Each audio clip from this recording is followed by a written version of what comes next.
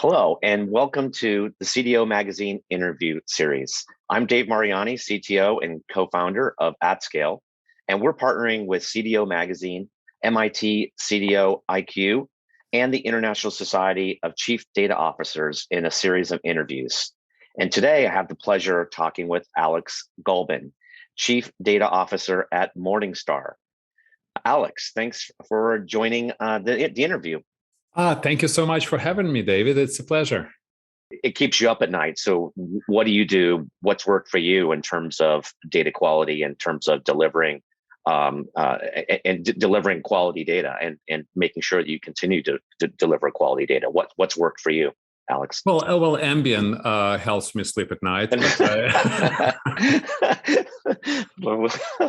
besides Ambien, and sometimes Xanax. And but on a serious note, so if you think at any organization doesn't have to be a data organization, but if you look at the volumes of data, cranking through any factory, it's just it's just staggering numbers, right? It's it's really just billions and billions of data points. And if you think of just understanding the basic parameters. So if you think the best utility function is the rule of 4 nines. So you can say the best you can do is make sure that my data is 99.99% right. It's it sounds like a really high number. Now, the other side of that means that you're guaranteeing that your data 0.01% wrong. Mm-hmm. Well, 0.01% times, let's say, 10 billion data points is whatever, 400,000 errors, mm-hmm. or 100,000 errors. So basically, what you're telling the world that my data is 99.99% right is that I guarantee that there's 100,000 errors every day. Mm. And all it takes is just one error in the wrong place, and you have a big problem. Yes. So my point here is that it's impossible to eradicate all errors, 100%, mathematically impossible. Mm-hmm. So if we realize the limitations, we cannot eradicate all errors, what we can do is eradicate errors that matter. Mm-hmm. So this is the key word here, eradicating errors that matter. How do you know what matters? You have to understand how data is used. Mm-hmm. What is important versus not important. If you're looking at a portfolio, and portfolio has 10% allocated to a specific security, let's say treasury bond, you better make sure that the treasury bond price is right. Mm-hmm. If it has a tiny allocation to some high yield bond or some timber company in Indonesia, and if you have the price wrong by a mile, it still probably doesn't matter. So if I were to focus on something, maybe take all the holdings of all key market indices, and make sure that the universe of those, 40,000 securities that are held in all the major indices is perfect. The remainder, 10.5 million securities are a distant second, because the odds of somebody owning it are much lower than somebody owning security in the index. So take a common sense approach into figuring out what is likely to matter. And then with that respect, saying, okay, so now we understand what matters. How do you define quality? And that's an interesting question. It's not a trick question. Years ago, I had a conversation with one of the clients in Japan. And, it's Japanese banks are incredibly focused on data quality. And they were beating me up for bad data. And I was very disappointed. I came back. It's I pull out prospectuses and I'm like, my data is actually right. It's it matches prospectus. Prospectus is the source of truth. So the follow-up call, I showed clients this is prospectus, this is my data. So we're actually reflecting prospectus perfectly fine. So nothing wrong with the data. And they very politely told me that they don't care, because they told me the way they define quality is eradicating or eliminating cash breaks. And it's cash breaks is basically between us and a custodian bank. Custodian bank is using data source A. So my definition of quality is matching their data, not matching prospectus. That's right.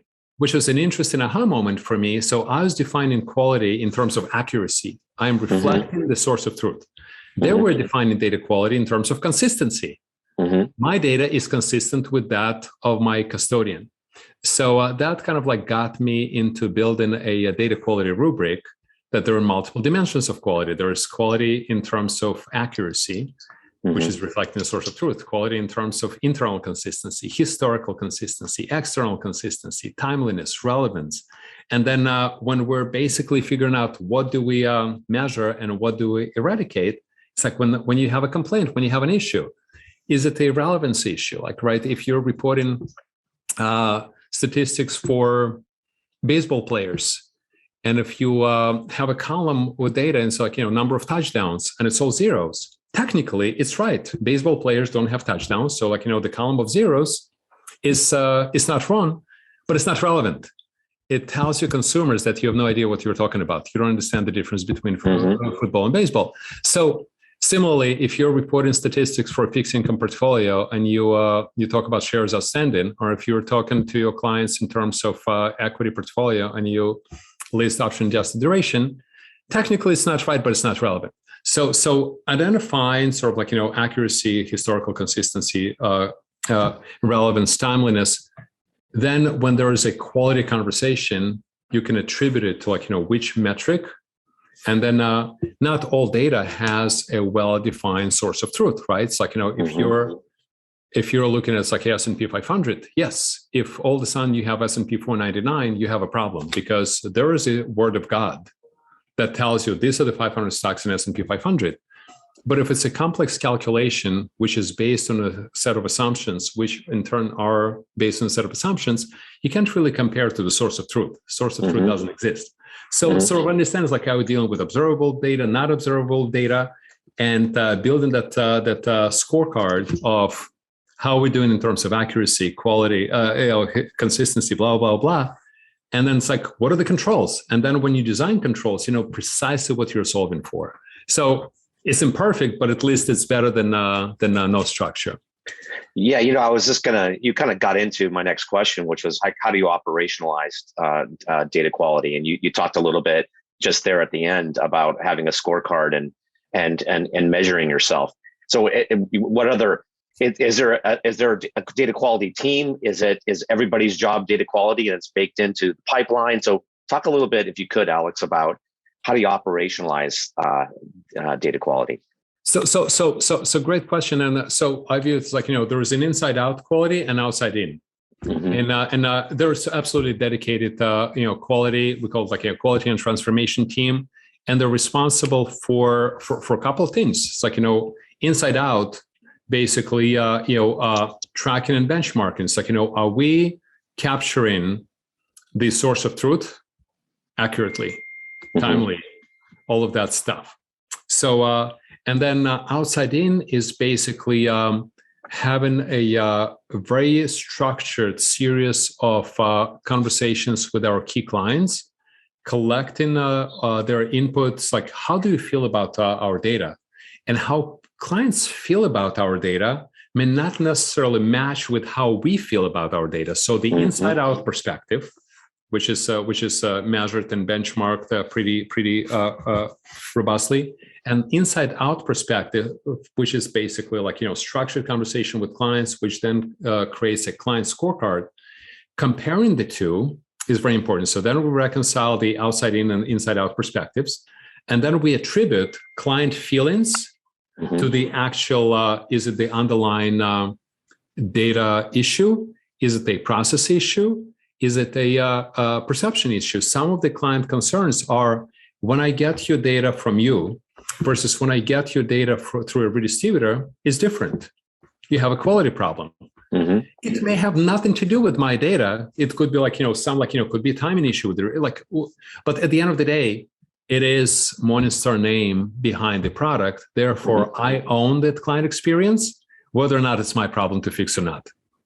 So kind of like realizing that I own client experience, even if I don't own the solution, it's sort of like it's a bit of a hard pill to swallow, but it is important. So the team that I'm mentioning is like, they're responsible for those both, this bi-directional, inside out, outside in, reconciling the two, and ultimately driving every client feeling problem to what are we going to do to eradicate it?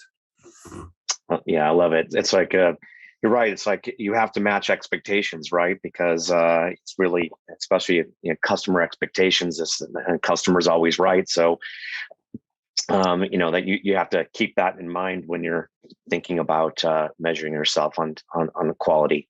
So I love that. So Alex, just like you have so much wisdom. I honestly, I mean, it's like I love the words you use, and you're telling a story, and I could tell that you have always been a storyteller, and that's probably why you've been so successful in your career, because you create that emotional attachment, and people can learn from that. So I love everything. So we've talked a lot here, but what do you see? Alex is like looking to the future and looking to see what's next.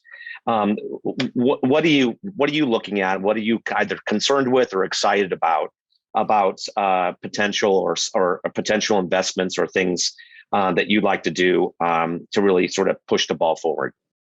I guess, and that's the exciting part. So I see advances in technology are just just absolutely incredible. It's I'm fascinated with the work that people do in the machine learning space and deep learning. It's this early things into artificial intelligence, and you can see what it's doing in other things, be it's drug research or chess or anything. It's or self-driving cars, and in the world of finance, in the world of data, I think we're in the early innings of really capabilities that new technologies will unlock. But I think where we have gap is there's a gap between skill set of data scientists and skill set of data analysts and people who are actually doing their day-to-day work. And I think data scientists will actually have to simplify their tools so that a regular folk can actually use it. And I think people on the ground will be upskilling themselves to meet data scientists somewhere in the middle. So I'm excited. I think the future will be such that data analysts and data operators will essentially be model users. They will be less about taking a ruler and looking at a row by row by row, but they'll be actually switching the dials on models and speaking model language with the model developers, and basically running their data work by applying those machine learning and and other data modeling tools. So I think there'll be a great deal of democratization of technology and upskilling of data operators, where they'll meet somewhere in the middle. I could be totally wrong, but that's where that's maybe my wishful thinking, but that's where I hope the world will end up with. Yeah, I've talked a lot about the convergence of AI and BI, and honestly, I agree with your future. I think that if we're successful, right now, the data science teams and the business teams are two different silos in the organization. And there's not much communication going on there. And I think that for AI to be successful, AI needs to be baked into the tools and the processes that people use every day, so they don't even know they're using AI. It's something that's happening behind the scenes, and I think that's the same way you use Microsoft Word, right? Exactly. Exactly. Use Microsoft Word, and it's auto-correcting for you. I mean, that's AI. And it's something that changes your life, but you're not thinking about Jupyter Notebook. It just happens. So, Alex, this is so much fun. I love talking to you. Likewise. Thanks, David. Yeah, appreciate it. Thank you so much for joining me today. And for listeners out there, please visit cdomagazine.tech for some additional interviews. Thank you, Alex. Thank you very much. I really appreciate it.